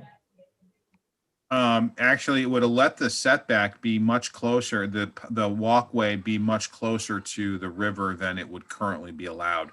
Right now, we're allowed to back, I don't remember off the top of my head, I think it's 25 feet from normal high water for a recreational trail, right? We can get to. Then all of a sudden you could be right at that line mark. And then all of a sudden you've got to meet a 75-foot setback. So that property line that trail is all of a sudden going to have to go from, you want to have these trails. And if you look at these types of trails across the country, rails to trails or Riverwalk trails, they're near the resource. They're not perpendicular to the resource. They're horizontal, they're parallel with the resource, which, addresses environmental, issues and erosion issues and view shed up from the resource or to the resource. So, but you generally want these kind of trails close to the resource for, the aesthetics of it, the environmental education piece aspect of it. It's got to be permitted correctly. It's got to be built correctly. And there are standards to do that.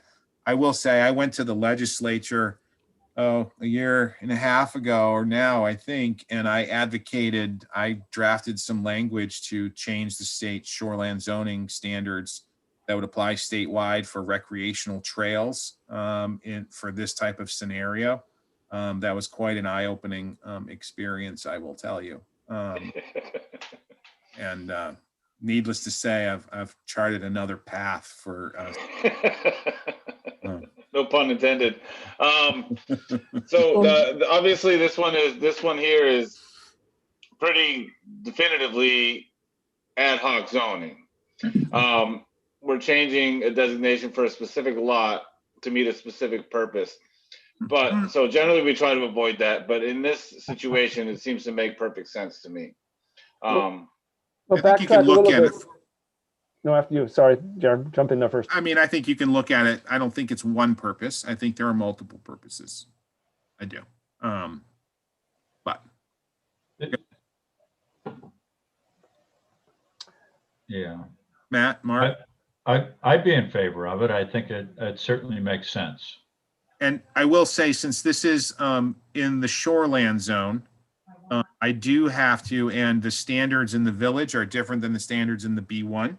I do have to send this to the state to let them know, because it's in the shoreland zone, that we are changing this piece. I did not have to do that for the BTR when the BTR went to B1, because the standards were all the same and the uses were all the same, and we weren't changing that. And it was part of the built up industrial or commercial area of town, general development area, they call it. This area is half the lots, more than half the lots in the general development area, what DEP would call it. The other portion is not, but that area is already developed, and the standards. So I've already been in communication with the state on the process for this to move forward on their end, and they don't appear to have any issues with that at all, because it is part of the general developed area already. Jeremy, is there any benefit? Again, I don't know the pathways work, but that triangle above where the elementary school is, The path, doesn't the path come just to the west? The Yeah, west side so- of the triangle? And Hold on. Yep. Yeah, so here, yeah, so my question would be, again, you had mentioned, oh, we should have done this before, just so we Yeah. don't come back to this and say, hey, you know what, we should have added that triangle. just good north question. where the middle school is as well. Good question. And the dilemma there Yes, sir. is, that's a very good question. The dilemma is for the school property, there's the site law permitting, that is a main DEP permit that, they are very, very, very close to triggering.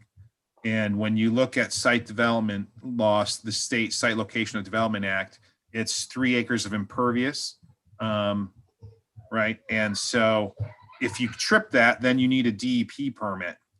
Just for your knowledge, I'm looking at whether or not we should move forward at the Snow Bowl about this, totally off subject, about permitting, getting a site law permit for the Snow Bowl. There's, I say 3 acres of development, or it's 20 acres of developed area, and this applies statewide. You need a permit. We're very close to needing that at the Snow Bowl. The Snow Bowl, I think the price to get a site law permit for the Snow Bowl is probably anywhere from $25,000 to $50,000 to just do the engineering and the permitting for a permit. So the school district is very, very close to tripping that requirement. So there's not a lot of wiggle room. So the trail in that area, and this trail has multiple locations envisioned potentially, but it actually may cross the river, potentially, is an option. Right now, the school cannot permit. We cannot build new impervious on the school. It would trip their site law permit, and again, which would be very costly to the school. And I'm not sure, I would guess no one's probably up for that at the present time. And Or that's in the near again, future. and would that be my starts again, guess. it trips it on a state DEP level as opposed to just what's the purview? Correct. As I recall, I think they're like 200 square feet or so, maybe 600 square feet away from the 3 acres. And We live on the edge apparently here in Camden. well, everyone lives on the edge up in Bangor, Sawyer Park, where they have the ice skating rink and the Stephen King's swimming pool. I think they're at 2.999999 acres. Rip it. They're living on the edge. My gut says is they're over 3 acres. That's a good answer. Yep. So again, we'll take that small parcel that will be the second half of the sewer treatment plant as opposed to the triangle to the north. Yeah. And not trigger any further statewide. I've had these discussions with the school and, the superintendent and their consultant. And I mean, they'd love to be able to try to participate. They just can't. There's just no availability for impervious surface right now. Okay. I'm sorry, Anita, I cut you off. Could you clarify why the gravel path is Sure. qualifies? Yeah, DEP site law requirements, structure is defined as anything that's not vegetated. Anything. Anything that's not vegetated is a structure under site law. So Hold on, let me just clarify one more thing on site law. I've been in conversation with DEP about this issue for a long time, and they've got a new person in Augusta that I've known a long time and have worked with, and I've discussed this very issue with them, and I've discussed the issue of snow bowls, mountain bike trails, the issue of the Sunrise ATV trail that goes down east. I've talked to them about the mountain bike trails that are happening up in the Millinocket region and the mountain bike trails that are happening up in Carabasset Valley. And I said, are you guys seriously permitting these things under site law? Because if you look at the law, they're more than 3 acres of structure. Even though they cross multiple lands, there's something called common scheme of development in the law. And I said, you got to permit these, and you're not. But we're trying to do some trails locally, and there's got to be something to give here. And he tells me just the other day that he's in the process of drafting some rule changes for site law that would exempt certain types of recreational trails from site law permitting. So for the school purpose, it may not impact them site law wise down the road. And getting things through the legislature, rule changes like that can be years in the making, but at least DEP is now thinking of it.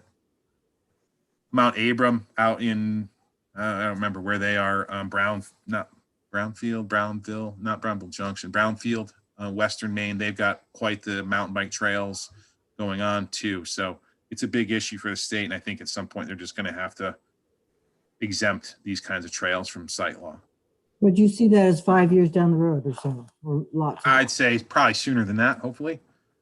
I mean, these things are taking off. I mean, you know, this is where people want to be. They want to be outside recreating, and they're on their mountain bikes and they're on their ATVs, and it's what they do in Maine. It's what we do, and more people are doing it. It's an economic driver, you know, for a lot of these regions, and I think it could be even a bigger economic driver for the Camden Snowball. But it's just me.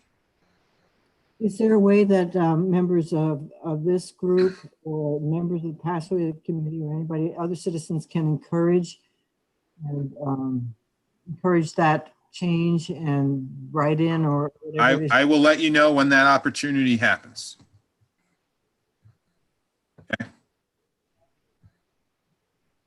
So to stay on point, I guess, Jeremy, I'd be in favor of this change. All right. Sounds good. I will get a map again and I'll show you where. Anita, I'll send around to the board just the area so you can see on an aerial photograph what's currently developed in the village, and then I'll send you a copy of the approved site plan that shows the area that is going to be redeveloped when they do the wastewater treatment plant. I see. And where does what do you call it? The line for the wires relate to the lot that you're looking at? The high tension wire. I don't know off the top of my head, but I think it's probably at that line. On Right about there, Anita. On the school side? Yeah, I think it's right about there.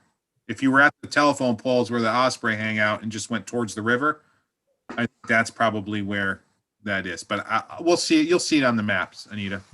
Okay. Sound good? Sounds great. Anyone else? No? Pat, Andy, Christo, Anita, you guys, you all right with all this? So far. Drinking from the fire hose. Yeah. Something about the frying pan. What they're like, what did we get into? Yeah, I know, right? But I think, All right. but Mark started with the whole paint drying. I know. He kind of I'm set the telling bar. you, Who started talking about short-term rentals? That's where this meeting went. That was Mark. No, I was going. Sorry. No, I know. it's all good. Paint drying. All right. So let's have a meeting. February 4th will be our next meeting, and I'll have some stuff to you by then. I know that there is someone that would like to do a zone amendment to the CR out towards the state park. I can't move that forward on my own. It's not gonna be a town one. I'm gonna see where he wants to go with it. That's to add some different uses out in the CR, again, by the state park. So Is that an individual property, commercial property? an individual property, yeah. So again, the unfortunate thing in town government is how long this process takes. So, I mean, he came to me last week or the week before about this, and unfortunately, things need to be done and finalized by March 23rd, to the select board. So that process, I don't know if we'll be able to move that one as quickly as I'd like to be able to move them. I almost feel like at some point we need to ask the select board to say, okay, we know we don't like special town meetings, but for zoning ordinance amendments or something, is there a way to try to do something in between regularly? Because it's hard to just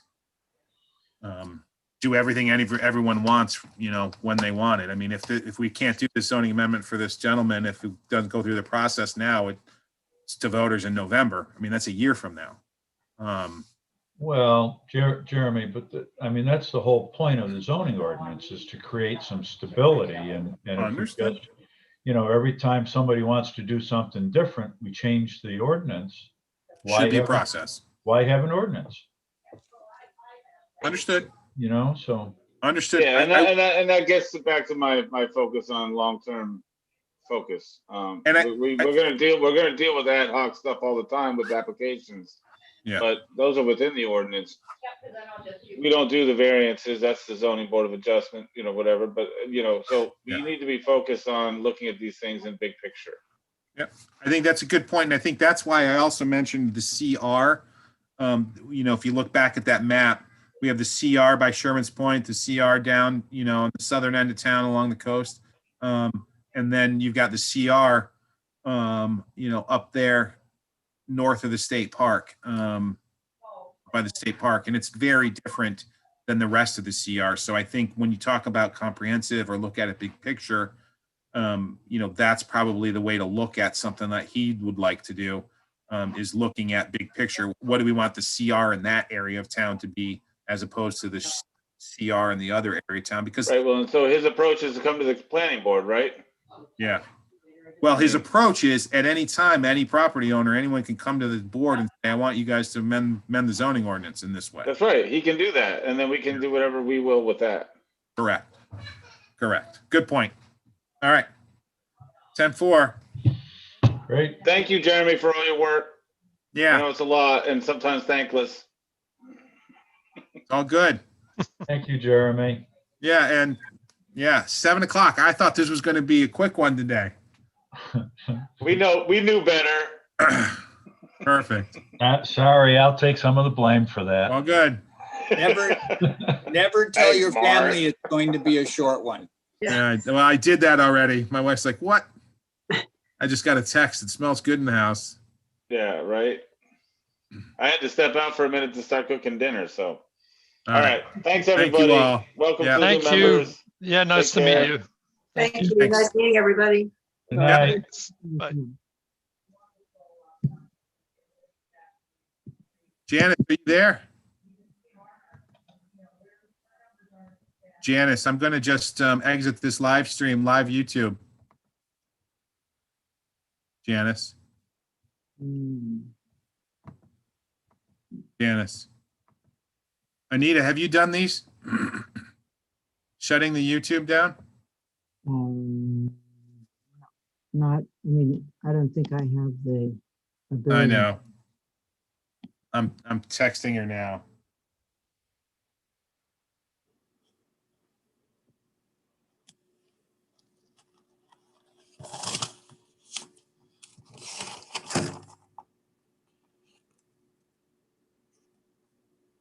That must be the way, right? What is the latest date for the updated comprehensive plan? What is the, Oh, I don't know off the top of my head. It's 2017. is it Yeah, the most recent one? yeah, Okay. yep. I think this is how we do it.